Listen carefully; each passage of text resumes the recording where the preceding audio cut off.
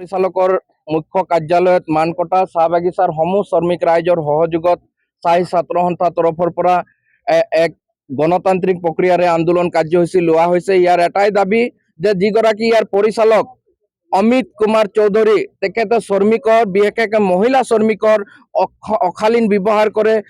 যিবিলাক পুৰুষ শ্ৰমিক আছে তেওঁলোকক দমনেৰে মাৰপিট কৰাৰ বিভিন্ন সময়ত গালি গুপ্তা দিয়ে। গতিকে আমি দেখিছোঁ যে মানকটা চাহ বাগিচাৰ পৰিচালক অমিত কুমাৰ চৌধুৰীয়ে সম্পূৰ্ণ বাগিচাখনত এক হিটলাৰী ৰাজ চলাই আছে। মুখ্যমন্ত্ৰীয়ে আজি কৈ থাকে যে চাহ শ্ৰমিক সুৰক্ষিত আছে। কেনেকৈ চাহ শ্ৰমিক সুৰক্ষিত আছে যদি চাহ শ্ৰমিকৰ ওপৰত মানে গুণ্ডাৰ দৰে ব্যৱহাৰ কৰিব পৰিচালকে, চাহ শ্ৰমিকৰ ওপৰত যদি হিটলাৰী ৰাজ চলাব পৰিচালকে। গতিকে চাহ শ্ৰমিক ৰাইজৰ পক্ষত আমি আছোঁ আৰু এটাই আমি দাবী কৰিছোঁ যে ডিব্ৰুগড় জিলা প্ৰশাসন আৰু বাগিচাৰ যি কোম্পানী আছে কোম্পানীৰ মালিক পক্ষক আমি এটাই দাবী কৰিছোঁ যে এই অমিত কুমাৰ চৌধুৰী আগতে বামুণপুৰী চাহ বাগিচাত আছিলে, তাত চাহ শ্ৰমিকে খেদিলে। আগত খমটাই চাহ বাগিচাত আছিলে, দুই ঘণ্টাত আসাম কোম্পানীয়ে পৰিচালক গৰাকীক ওলাই দিছে। কাছাৰত আছিলে তাতো খেদিলে। যিমানবিলাক বাগানত চাকৰি দায়িত্ব লৈছে পৰিচালকক হিচাপে 2-3 মাহ কাম কৰি তেখেতে খেদা খাইছে। একমাত্ৰ মানকটা বাগিচাৰ শ্ৰমিক ৰাইজ ভাল বুলি তেখেত ইমান দিন কাম কৰিব পাৰিছে। গতিকে আজি আমাৰ এটাই দাবী আছে, এই পৰিচালকক শীঘ্ৰে বৰখাস্ত কৰিব লাগিব। জিলা প্ৰশাসন আৰু মালিক পক্ষক আমি সকিয়ানি প্ৰদান কৰিছোঁ।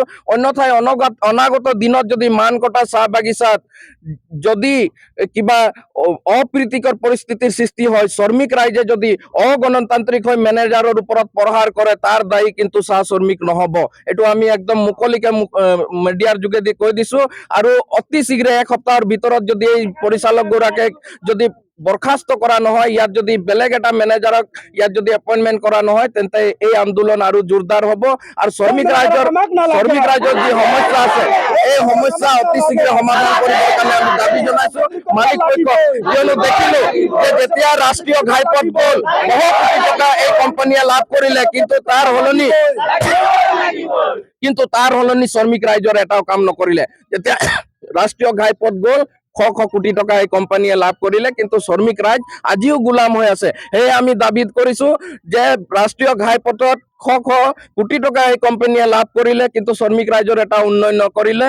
সেয়েহে আমি দাবী কৰিছোঁ যে মানকটা চাহ বাগিচাৰ যিমানবিলাক চাহ শ্ৰমিক আছে প্ৰত্যেককে যি লাইন কোৱাৰ্টাৰ আছে লাইন কোৱাৰ্টাৰৰ ভূমি পাট্টা চৰকাৰে আবণ্টন দিয়ক। আৰু যি ক্ষতিপূৰণ ইয়াত মালিক পক্ষই পাইছে এই ক্ষতিপূৰণৰ ধন কিন্তু শ্ৰমিকৰ ঘৰ মেৰামতি আৰু শ্ৰমিকৰ যিকেইটা জ্বলন্ত সমস্যা আছে এই সমস্যাবিলাক সমাধান কৰিব লাগিব। সদায় কোম্পানীয়ে কৈ থাকে যে আমাৰ লাভ হোৱা নাই, বিভিন্ন অজুহাত দেখুৱাই চাহ শ্ৰমিকবিলাকৰ ওপৰত শোষণৰ ওপৰত শোষণ, যাৰ কাৰণে শ্ৰমিকবিলাকৰ আজি অৱস্থা একেবাৰে জৰাজীৰ্ণ হৈছে। শ্ৰমিকবিলাকৰ জীয়াই থকাৰ অৱস্থা মানে নাইকিয়া হৈছে। এক দুৰ্ভিক্ষ জীৱন চাহ শ্ৰমিক মানকটা বাগিচাৰ চাহ শ্ৰমিকে কটাই আছে। এই গোলামীক আমি সহ্য নকৰোঁ।